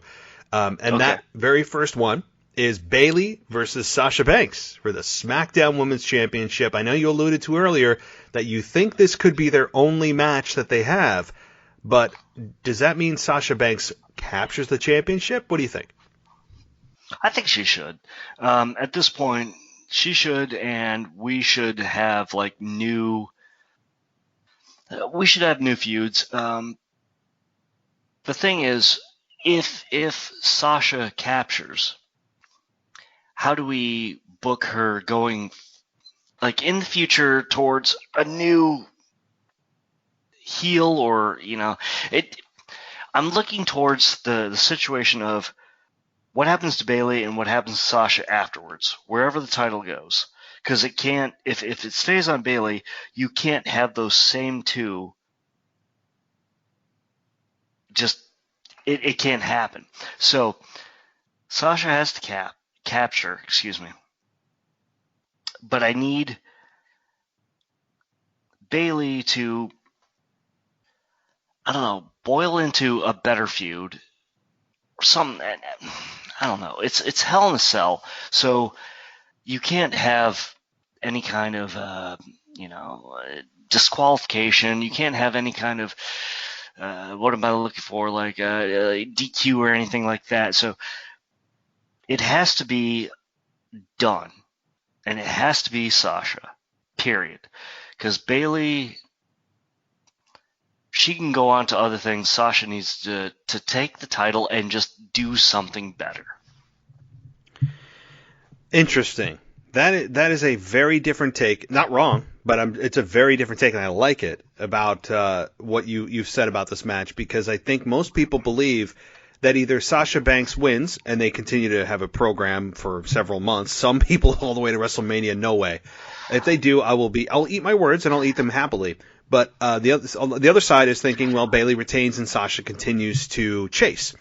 So I will side on this. I will say Bayley retains, Sasha continues to chase. And the reason is this. This is really their first match. They've built this for 6 months. You can't have just one match after building this for 6 months and not have this continue, because WWE knows that these two have really good matches. So as they always put, the match quality is number one, the story comes second. I do the opposite. But they know these two can have really good matches. So to them, they're like, oh, well, we got to keep this going. So I think it goes through December. I think it ends at TLC. Before we get into WrestleMania season, this will be done. And I think that Bayley retains. Sasha Banks is going to continue to chase, maybe capture it at Survivor Series, and then defends it against Bayley at the TLC pay-per-view in December, and successfully defends it. Because that'll be the story. Once Sasha captures it, her whole thing has been that she cannot defend it successfully. She's never defended a women's championship successfully, ever. So that will be the story heading into TLC. I think this is going to be a really good match, as we all expect, because these two are just they know each other so well. As you mentioned, the Iron Woman match, and I remember Triple H coming out and giving, I think, flowers to Bayley or whatever after the match. Oh, yeah. It was amazing. I mean, it was one of the greatest. I mean, if anybody, by the way, who hasn't seen it, it was a few years ago at NXT TakeOver, Bayley versus Sasha. It was really good. But these two can kill it.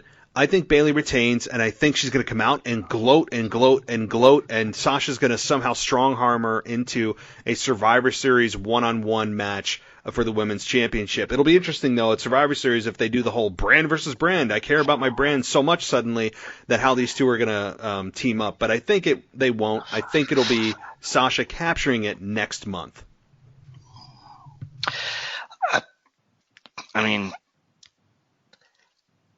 honestly, I think Sasha's going to take it. I hope she takes it. As a big proponent of her, I think that the biggest point is the fact that they've done this for almost 7 years. And that's the reason Bayley has a character. So I think that you wash it aside that you used to be the fan and everything else. Like, you used to be Charlotte's whatever, and she's not going to be there to protect you, and all of a sudden we're best friends, but we used to be bitter enemies, and all of a sudden Sasha's going to do it. I'm feeling it because she's going to be like, you know what? I was evil the whole time. It could be.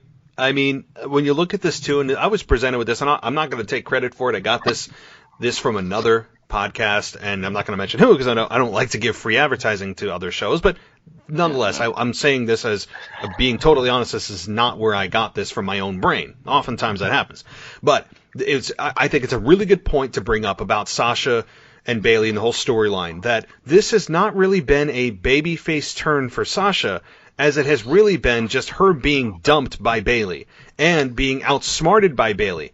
So it's not really that Sasha's seen the light. She just got dumped by Bayley, and she was smart enough to hit her before Sasha could hit her, right? So this whole babyface turn is really just by default, because she wasn't smart enough to see what Bayley was going to do. So shouldn't she be kind of looked down on and kind of like, hey, well, you weren't smart enough to see what Bayley was going to do to you? You didn't know that? Sloppy booking. I mean, look how many people you could book. You could have put into these situations. So, I mean, look how much they're abusing Asuka for whatever, and before that, Becky Lynch. They don't know what to do with a women's division. And you've got great points, but the fact is, you have storylines. Why didn't we finish them? Because WWE how many times have we seen storylines just left hanging out there where things started and stopped? And it's just kind of what happens. All right, moving on. WWE Championship match, Hell in a Cell match. This is Drew McIntyre versus Randy Orton. I'll let you take this one. Oh. Okay. This isn't easy. This is going to be probably a pretty good match. Actually, I think a lot of people are going to underestimate it, but I think Randy Orton is going to put on a performance because I think that he always had that rivalry with John Cena because they came up together and who was the better champion and who was the better, blah, blah, blah, blah. I think this is going to be a barn burner. I think it's going to be awesome. Of course, I see McIntyre retaining, but I see a bloodbath, not a bloodbath, but minor blood. I see the two of them really going out on this, but I don't know. This is close to the end of Orton's career. I don't know that because that guy's in great physical shape, so he might go another 4 or 5 years, but honestly, the end of his interested career, because people are going to start to tune out. And people want to see McIntyre, but going up, we got Survivor Series, WrestleMania, the Big Fours. They want to build, a big match with Edge and he.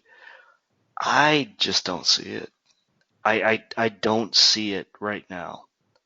I'd rather see Edge take him out at a minor pay-per-view and McIntyre retain and go on to the next big kind of challenge, which I don't need to be a big challenge. I could use a Daniel Bryan challenge. I could use a technical wrestler challenge, but we have Raw Underground. We have people like that, like Dabba-Kato, that no one cares about.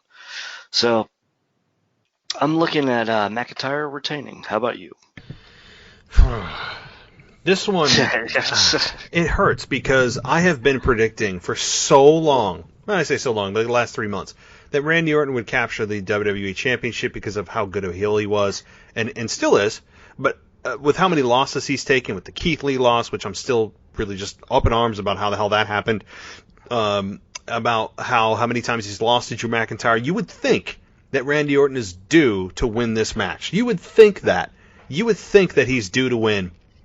I'm going to actually say Drew retains. After all the times that I've said that Randy Orton's going to capture, I'm actually going to say that Drew retains this. And the reason is this. Yes, Edge is returning. He's getting close to returning.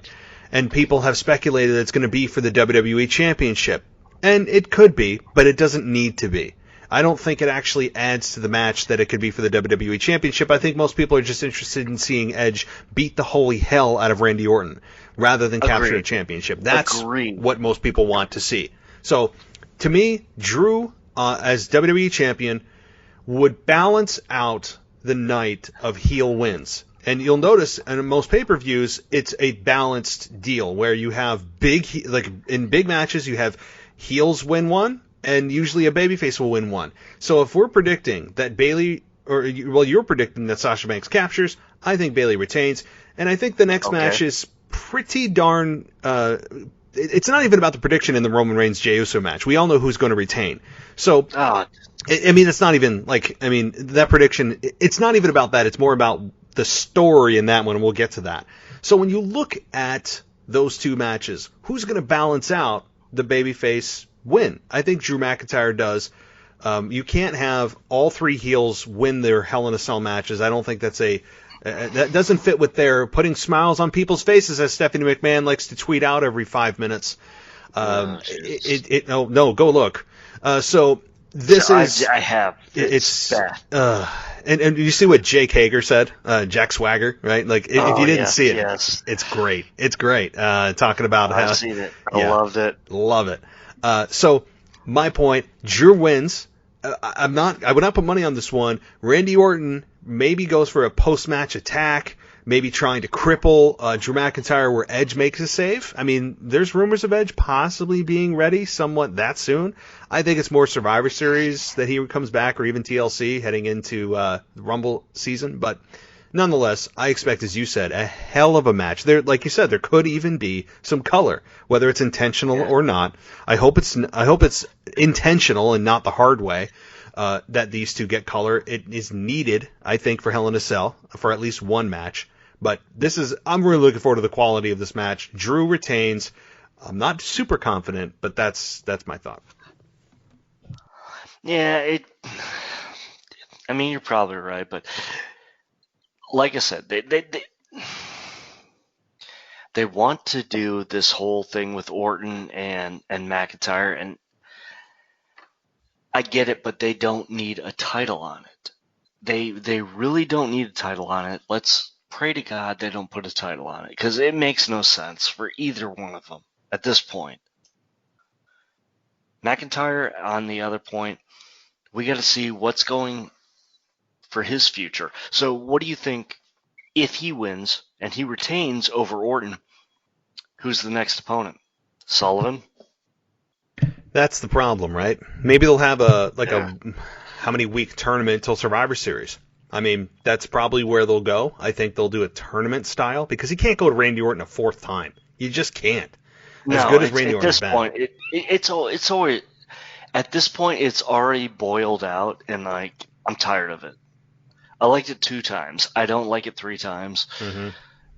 I like it stretched out, but I like match 1 in August and match 2 in December.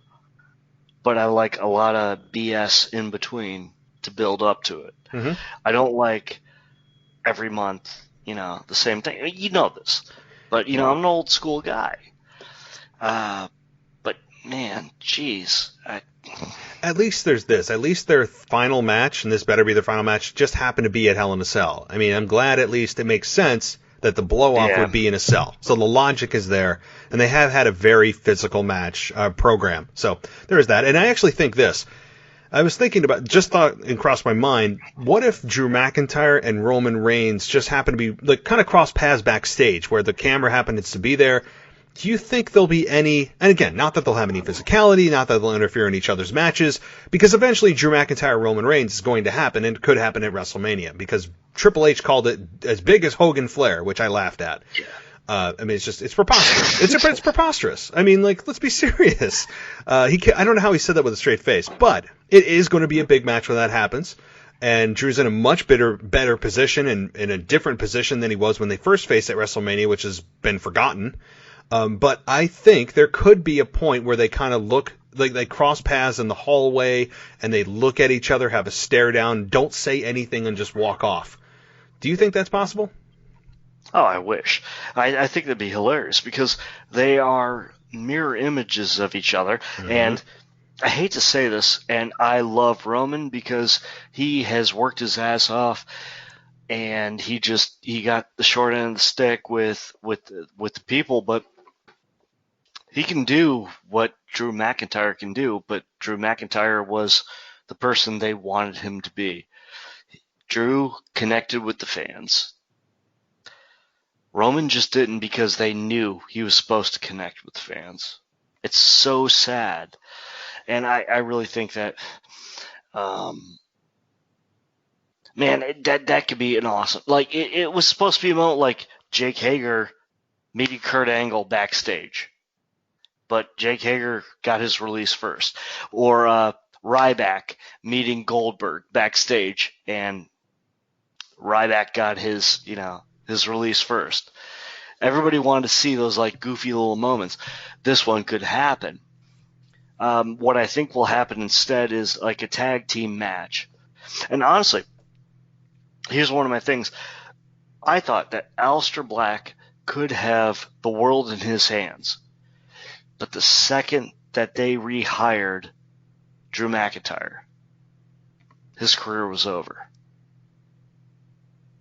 And you can see the parallels with the way they look and everything, but Black has a look and a style, but it wasn't it's parallel, but it wasn't 6'6". It wasn't 6'6" and looked like he walked out of a shampoo commercial. Yeah, I'm with you. Exactly. Yep. Yeah. And you're right about they are mirror images of each other. And what the funny part is Drew McIntyre is who Vince tried to make Roman Reigns. Like Drew McIntyre organically connected with the fans, where Vince tried to force it with Roman. The fans organically got behind Drew McIntyre, and he's very likable on camera, where Roman Reigns is not, which is great now that he's a heel. So he is exactly what Roman should have been and what Vince McMahon wanted, and that's Drew McIntyre, except now Roman Reigns is on the other side. It's just there's so many parallels here and so many just coincidences and funny just happenstances that this is certainly a match that I'm looking forward to. I think they may have a glance at one another at this pay-per-view, that they might face off in a team type of style at the Survivor Series, where there's that moment these two are staring at each other in the ring. Because I know that they're on separate brands. We'll see if they have the actual brand versus brand supremacy that means zero. I mean, less than zero. Okay. Moving on here. I want to get to the main event. Roman Reigns versus Jay Uso. I'm not going to steal your thunder because you can present what I think we all know could happen in this match. Not necessarily who's going to win, but the story. So go ahead. I think the story is going to be that we're going to have a twin switch. Everybody sees this coming.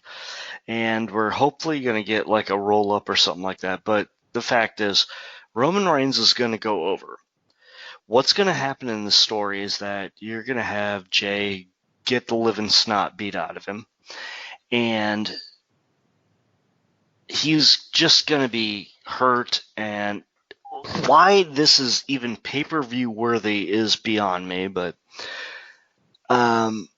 it's going to come down to like just a beating, and it's going to be like the old Killer Bees from the 80s for all you flashback people. And we're going to have a twin switch from underneath the ring, and we're going to get a pin, but it's not going to count, or we're going to get a half pin, and he's going to beat both of them. And at the end of it, he's going to not stop beating both of them. I think we're going to get like kind of blood on both of them, and a ding, ding, ding, like the bell won't stop ringing kind of thing. And it's going to reestablish like Roman Reigns is the big dog. And maybe a double chokeslam on both of them. But the fact is, like, there's going to be a switch.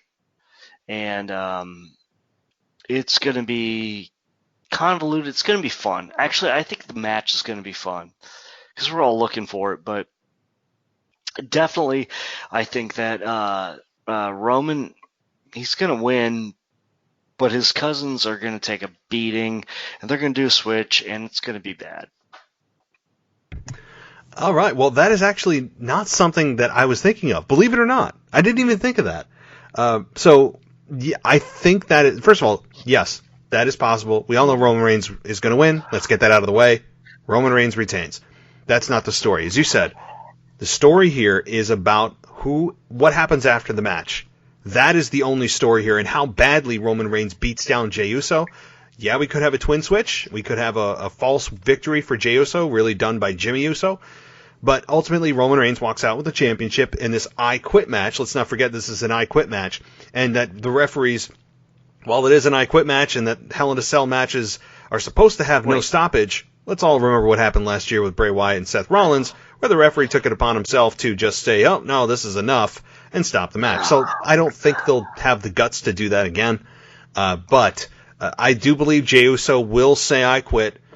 That's what I think is going to happen. That even if there's a switch, that one of them may falsely, may start to say I quit, and then low blow Roman Reigns. They'll both beat him down, try to get him to say I quit, and Roman won't do it. So I do believe that here's what's going to happen. I think Roman Reigns wins. Eventually, Jey Uso and maybe even Jimmy Uso, they both get beat down into maybe a bloody pulp, hopefully a bloody pulp. But what's going to happen is I think that they are eventually going to align with Roman Reigns and form the true bloodline. Well, yeah. So yeah, definitely. That's the back end of this story, is that Roman Reigns will likely pick up Jey Uso and Jimmy Uso and form this stable where he is the true tribal chief, and they've come to respect him. They have to do what's right for their families. They had to do this. That's what they'll tell us. I hope they don't just go back into the tag team just obscurity that they've been in for a while now. That this could really be the best thing that ever happened to Jey and Jimmy Uso, aligning with Roman Reigns as a heel faction with Roman Reigns as the leader. That's what I see coming out of this on the back end. Well, I hope so, because honestly, they were another couple that was overexposed. Like, we saw them every week, and we got tired of them. We wanted to see them win championships. We did. And then we wanted to see them lose championships. Then we did. And then we just kept seeing them over and over and over again. And especially more with the rise of Roman, they got pushed more to the forefront. And it's not like they don't deserve it, but the fact is, these guys are a victim of circumstance, because they were around the world champion. They could have done their own, things. They didn't. Well, they did. What it comes down to me is the fact that they're in the storyline. We know that only one of them is not going to win. We know that the Samoans are loved by Vince McMahon, so no matter what, they're going to be some part of everything. But I see that switch. I see almost like, what would be the perfect thing? Remember when Jericho won the title for 5 seconds? Yes. Oh, yeah, have that moment. Yeah. Yes. Yes. That could be the moment. They're all about making moments. That would be it. Yeah, that could be it. That could be the moment. That could be it, because they don't have anything else they can do with them right now. And it sucks. This is one thing I hated for brothers who are tag team partners. Your brothers, your tag team partners. That's it. That's where you're going to stay forever. I can't think of, besides Barry Windham and Mike Rotundo, and Barry Windham won the NWA championship, and they were brother-in-laws, real brothers, twins. I can't think of anybody who's ever won a world championship. It's always been held down. You're tag team champions. You're always going to be held on the level. You're tag team champions.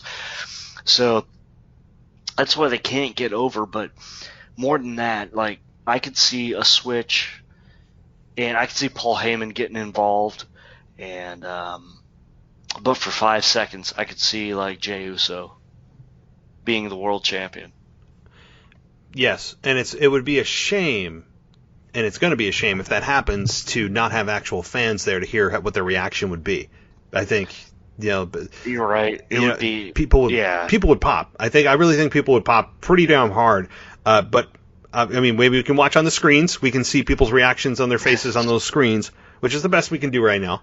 But yeah, this is the one that I'd be very, very interested to hear how big of a babyface Jey Uso would actually be going against Roman Reigns. I would love to hear that live reaction.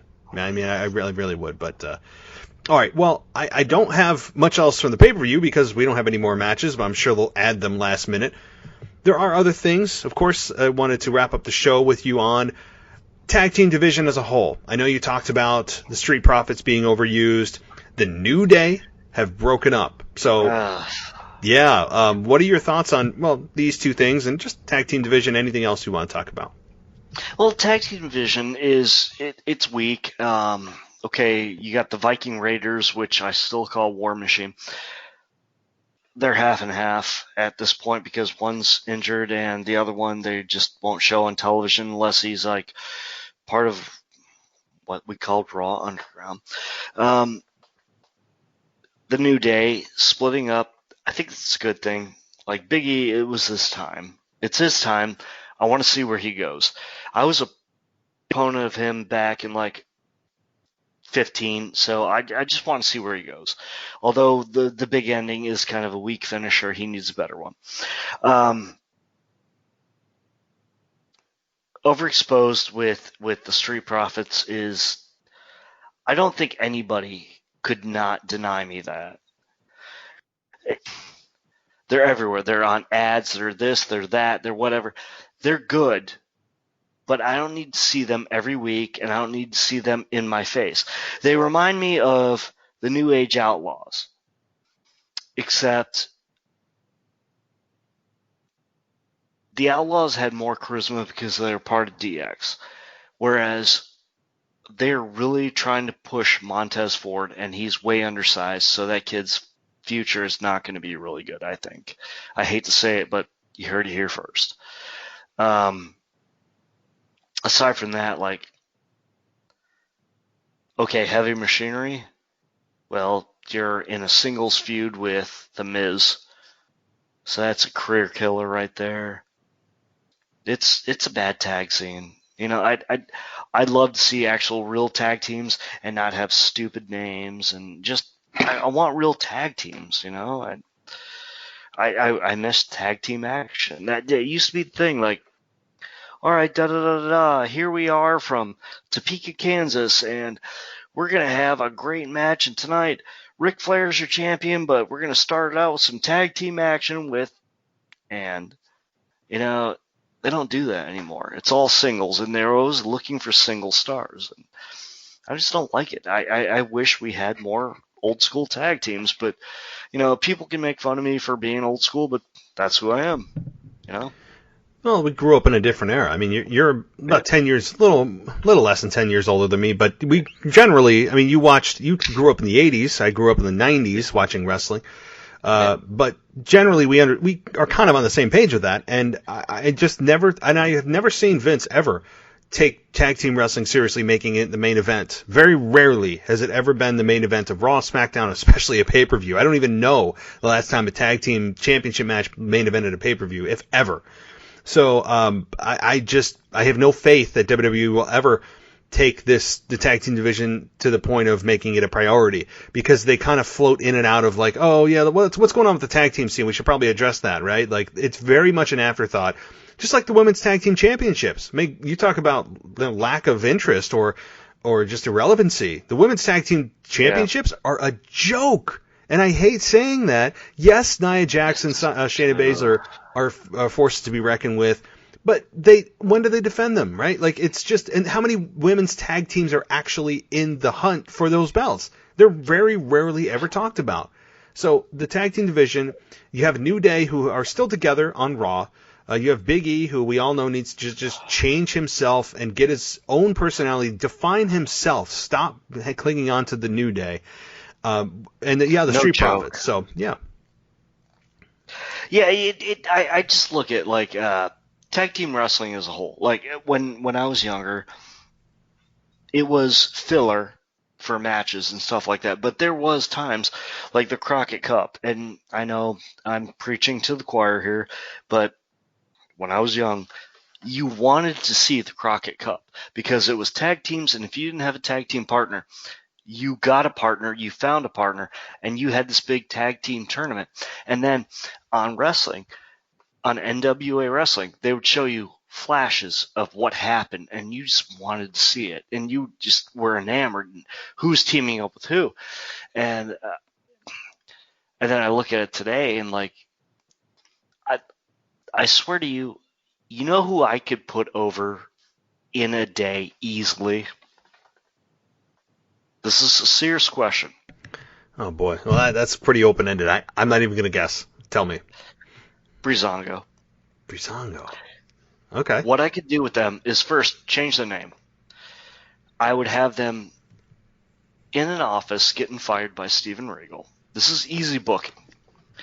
And he'd call them a couple of brash boys that he wants to get rid of, and he's calling Vince McMahon to fire him, right? Mm-hmm. This is easy booking. And he's like, what are they? A couple of brash boys here. New name, so they don't have to go by Breezango because that's a stupid name. And then while they're like listening to Regal, they're like looking at his computer and kind of typing and stuff like that. And they book themselves to go to NXT UK. They go over there, they win the titles, right? But then everything follows them. Like Vince McMahon, everything. They're like, we want these guys fired. They're like, sorry, we played with your computer. We've like advanced our contracts.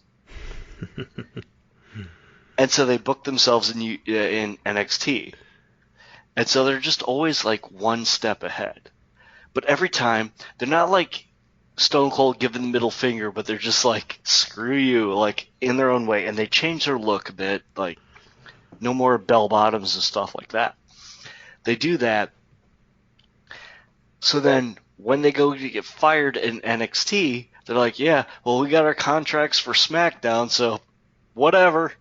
You know, and then you find out like Stephanie McMahon's looking stupid, like, we didn't know their real names, you know? They go there. Vince McMahon has never had, or the authority figure has never had, a tag team as their problem. It could work.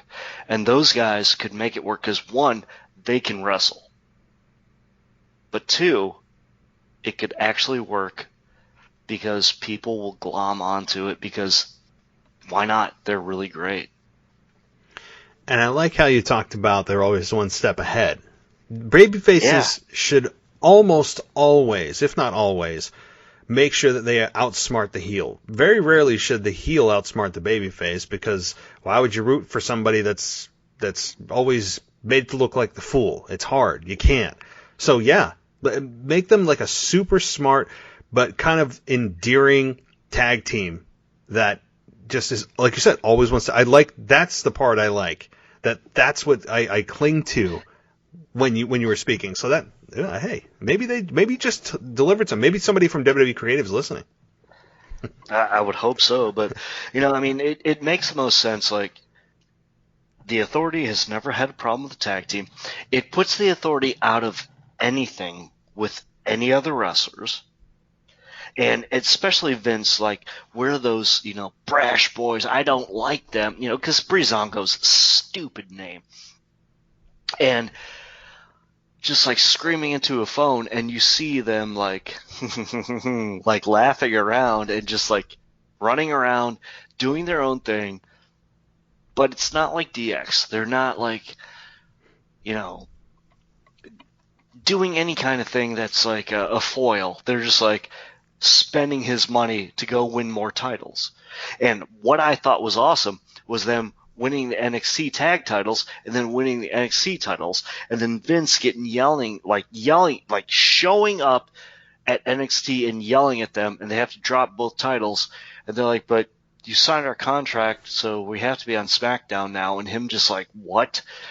And they just jet, and he's mad, and he has all these people come in, and they're gone. It's a different it's a different version of the whole Stone Cold thing, but no one's ever done it with tag titles, and he just wants to fire him because he hates them, as opposed to Stone Cold would fight him. Good stuff. I actually pictured that in my mind, and I was along for the ride. I like it. Sorry. I feel like I just watched a storyline that didn't exist. Yeah. All right. Well, that's really good. So one last question I have for you, and then I'll toss it to you for anything else that you may want to talk about, is Retribution. Do you see them showing up? I was going to say The Fiend, but there's no way that they put The Fiend on Hell in a Cell given last year's disaster. I think it would be bringing up old memories from last year, so I think The Fiend stays away. But with Retribution there, do you think there's a possibility of them, or are they just kind of making them a Monday night type of appearance? I think Retribution is going to quietly go away. They might make an appearance, but you and I both don't want to see it, and I hope most of our listeners don't want to see it, but I think that's going to die a slow, sad death. Slow, like 5 to 6 weeks, and then no one ever talks about it again. That's what I really think. Aside from that, if they make an appearance, it'll be a one-time pop, and it's not going to be a pop because no one's going to be there. So I really don't see it. I think the nail is in the coffin on that one. How about you? Yeah, and when you look at it this way, you could be right about them kind of slowly fading out Retribution as well, because you look at what happens past Monday with The Fiend single-handedly taking them all out, and Retribution lost their tag team match. I mean, how do you do that with a team that has basically just started, and having their first official match, even though they're competing in a place that they're supposed to be trying to destroy, which makes a whole lot of sense to me. It's also called the Nexus, right? Yeah. Oh God. I really could go on a rant about this. I'm not gonna. But my point is, with that signaling to me that with the whole Fiend destroying them in a single, one person destroying all 5 members or whoever. Really, there's an indefinite number of members. But the Fiend stood tall. They lost their match. How does that happen, right? So. I think you're right on that. I don't think we see Retribution because I don't think there's anyone there that they have a bone to pick with right now. And I think, as you said, they're slowly fading them out. So, yep. All right. Anything else, Michael, that we didn't discuss or that you wanted to mention? I know you have your shout-outs or anything else, but wrestling related, was there anything that you wanted to talk about? Actually, I read a couple of books, and I want to recommend them. Titan Sinking and Titan Shattered, and it's basically about 95, 96, and that's the 2 years, the 2 different books that Vince was losing his ass, basically, by being a bad promoter and still using worker gimmicks, and then thinking that Shawn Michaels would be really good in the locker room and screwing up on that, and the Clique coming in and then they leaving, and it's a really good read between the 2 books, but if you read them, I really want you to watch what's happening now and realize it is the same thing. Interesting. So you're seeing a lot of similarities, even though it was... 30 years ago, 25 years ago? Oh, yeah, incredibly similar. We're talking about, not overbooking regular talent. We're talking about booking people nobody wants. We're talking about the same finishes every night. What's that sound like? Yeah, if you didn't date the book, you would think that it's talking about the current product, right? So, well, it's 2 different books. It's Titan Sinking and Titan Shattering. Okay. And they're so good. I really want people to read these. I hope you love them. They're really amazing. And if you love wrestling, you love it like I do. You love it like Matt does. Just give it a try, okay? I'm sure they're on Amazon. I'm sure, right? Oh, yeah. Definitely. Definitely. You can find them everywhere. Aside from that, I want to say good night. Hey, no, absolutely. And you can be found on Twitter at 144Captain, correct? Exactly. All righty. Well, Michael, it has been a pleasure. I really do appreciate you coming on and kind of doing a last-minute fill-in. It's always a blast to talk to you, and enjoy the pay-per-view, my friend. All right, definitely. We'll talk later. All right, good night. All right, good night.